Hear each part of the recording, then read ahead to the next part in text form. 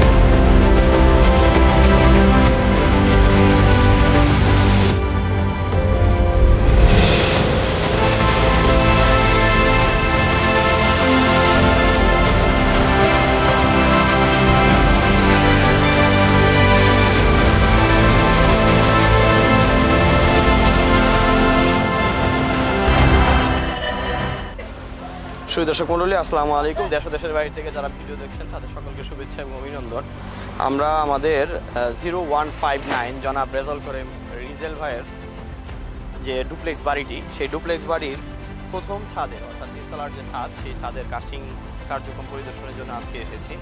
তো ছাদের কাস্টিংয়ের ক্ষেত্রে বরাবর একটি কথা আপনাদেরকে বলে রাখি যে আপনারা ছাদটা রেডি করার একেবারেই কলমের যে রেইনফোর্সমেন্ট এবং পরবর্তীতে ফর্মওয়ার্কের পরে শাটারিংয়ের পরে স্ল্যাব রেইনফোর্সমেন্ট এবং সর্বশেষ কাস্টিং, অর্থাৎ এটাকে একটি সিরিজ চেকিংয়ের মাধ্যমে রাখবেন, তাহলে আপনার ছাদটি প্রপারলি হবে এবং ছাদের যে গুণগত মান, সেটার যে অবকাঠামোগত শক্তি সেটা পরিপূর্ণ পাবে, এবং এটার যে আর্কিটেকচারাল ডিজাইন সেগুলো ঠিক থাকবে।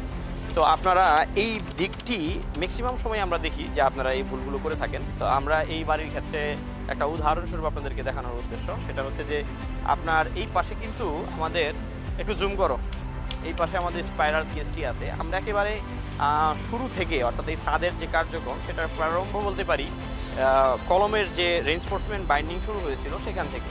তো সেখান থেকে ফার্স্ট স্টেপে আমরা কলমের রেইনফোর্সমেন্ট, তারপরে কলমের ফর্মওয়ার্কের পরে আমরা সিঁড়ির মোটামুটি স্পাইরাল সিঁড়ি হওয়াতে এটাতে একটু সময় বেশি লাগে আমাদের যদিও। তা আমরা এখানে একবারে শুরু থেকে এটার যে ফর্মওয়ার্ক এবং রেইনফোর্সমেন্ট সেটা শেষ করলাম দ্বিতীয় ধাপে, এবং তৃতীয় ধাপে এসে আমরা বিমের কাজগুলো শেষ করে নিলাম। চতুর্থ ধাপে আমরা এই যে ছাদের যে শাটারিং সেটা কমপ্লিট করলাম, এবং পঞ্চম ধাপে আমরা আমাদের এই ছাদের রেইনফোর্সমেন্ট যেটি এখন দেখতে পাচ্ছেন আমার পায়ের নিচে সেটা কমপ্লিট করা হয়, এবং সর্বশেষ আমরা ছাদের এখন কাস্টিং করতেছি। তো এই ব্যাপারটা একটু খেয়াল রাখবেন, যে এই ব্যাপারগুলো আমরা একটু বোঝানোর চেষ্টা করলাম যে আপনারা ছাদের চেকিংয়ের ক্ষেত্রে যেটা করেন যে ছাদ রেডি হওয়ার পরে ইঞ্জিনিয়ারকে ফোন দিয়ে বলেন বা আপনার ফার্ম হাউসকে ফোন দিয়ে বলেন যে আমার ছাদটা দেখে যান।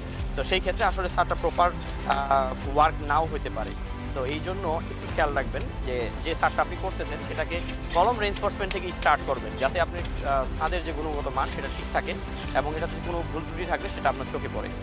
আর এখন আমরা আপনাদেরকে এই স্পাইরাল স্টেয়ারকেসের কিছু বর্ণনা দিব, এবং এটা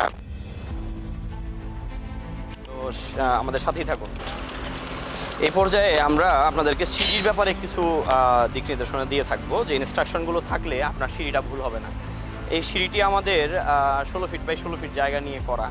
তো সিঁড়ি করার ক্ষেত্রে আমরা সবসময় একটা জিনিস আপনাদেরকে বলি, এটা একবার সায়েন্টিফিক নিয়মেই করা হয় প্রত্যেকটা কাজ। অর্থাৎ এই যে অবকাঠামো দাঁড়াচ্ছে এটা একটা আর্কিটেকচারাল ডিজাইনটাকে ফোটানোর জন্য স্ট্রাকচার ঠিক সেটাকে ফলো করে সায়েন্টিফিক নিয়মে আপনাকে বিল্ডিংটি দাঁড়া করিয়ে দিবে। তো সেই দাঁড়ানোর ক্ষেত্রে অ্যাজ ইউজুয়াল যে ভি টাইপ, ইউ টাইপ সিঁড়িগুলো হয় বা এল টাইপ সিঁড়িগুলো হয়, সেগুলোর চেয়ে এই রাউন্ড স্টেয়ার কেসগুলো একটু ক্রিটিক্যাল হয়ে থাকে। এটার কারণ হচ্ছে এটা বৃত্তাকৃতিতে ঘুরতে থাকে। তো আপনারা সূত্র সম্পর্কে সবাই জানেন যে বৃত্তাকৃতি হলে সেটা ব্যাস এবং ব্যাসার্ধ নিয়ে কাজ করা লাগে। অর্থাৎ এটার ব্যাসটা কত নেবেন আপনি সেটা আপনাকে ফিক্স করা লাগবে, এবং এটা ব্যাসার্ধ কত হবে মাঝখানের রাউন্ড, এবং অর্থাৎ ইনার রাউন্ড আউটার রাউন্ড কত হবে।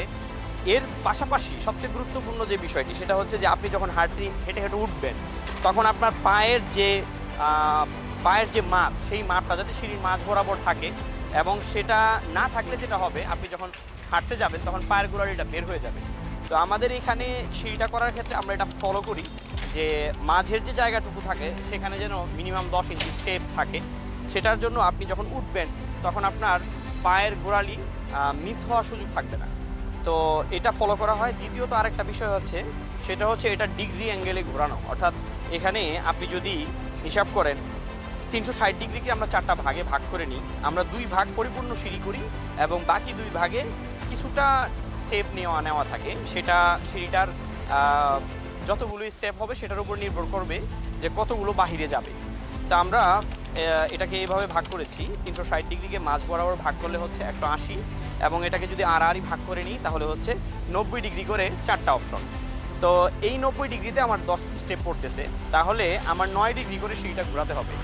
সেভাবে যদি আমি ঘোরাতে থাকি তাহলে রাউন্ডটা সুন্দর হবে এবং দেখতে ভালো লাগবে, একবারে বিজ্ঞানসম্মত সিঁড়ি হবে। আর যদি আমি এরকম করি যে আমি আমার মন মতো করে ঘুরিয়ে নিলাম যতটুকু লাগে ততটুকু, তো তখন দেখবেন যে আপনার সিঁড়িটা আদৌ সম্ভব হচ্ছে না, এবং সিঁড়ির যে কাস্টিং সেটা বেড়ে যায়, কমে যায়। সিঁড়ির যে স্টেপগুলো থাকে সেটার ইনার সাইড এবং আউটার সাইডের মেজারমেন্ট ঠিক থাকে না। তো এই সমস্ত দিকগুলো খেয়াল করে আপনাকে এই সিঁড়িটা করতে হবে। অনেক কাঠখড়ি পোড়াতে হয় এই সিঁড়িটা করার জন্য। তো সবাই একটু খেয়াল রাখবেন যে এটা অবশ্যই প্রপার ডিজাইন করে নেবেন, ফর্মওয়ার্কটাও ডিজাইন করে নেবেন, এবং রেইনফোর্সমেন্টটা বাইন্ডিংয়ের ক্ষেত্রেও এটাকে খুব নিখুঁতভাবে কাজ করা লাগবে। তাহলে আপনার এটা মানে ফেইল হওয়ার সুযোগ নেই। তো আশা করি আপনারা যারা এই ধরনের ডুপ্লেক্স বাড়িগুলো করতে চাচ্ছেন বা নেক্সট আপনার সিজনে, এই সিজনে বা আগামী সিজনে করতে যাচ্ছেন, তারা একটু আর্লি এইটা নিয়ে একটু ভাবুন, যাতে আপনি একটি সুন্দর দৃষ্টিনন্দন চিত্তাকর্ষক, যেই নামই আপনাকে তাকে ডাকুন, একটা সুন্দর বাড়ি যদি আপনি করতে চান, সেই ক্ষেত্রে আপনাকে বাড়ির সৌন্দর্যের সাথে সাথে অবকাঠামোগত যে মজবুত আপনার স্ট্রাকচারের যে শক্তি, সেটা নিয়ে কাজ করা লাগবে। তো সেই পর্যন্ত সবাই ভালো থাকুন। পরবর্তীতে আমরা এই বিল্ডিংটা কমপ্লিট হওয়ার সময় আমরা বাকি যে স্টেপগুলো পার হব সেগুলো আপনাদের সাথে শেয়ার করব, যাতে আপনারা পরিপূর্ণভাবে একটা বিল্ডিংকে কাজ সম্পন্ন করে সুন্দর একটি বাসস্থান হিসেবে গড়ে তুলতে পারেন। সেই আশা এবং প্রত্যাশা ব্যক্ত করে আজকের মতো এখানেই বিদায় নিচ্ছি। আসসালামু আলাইকুম।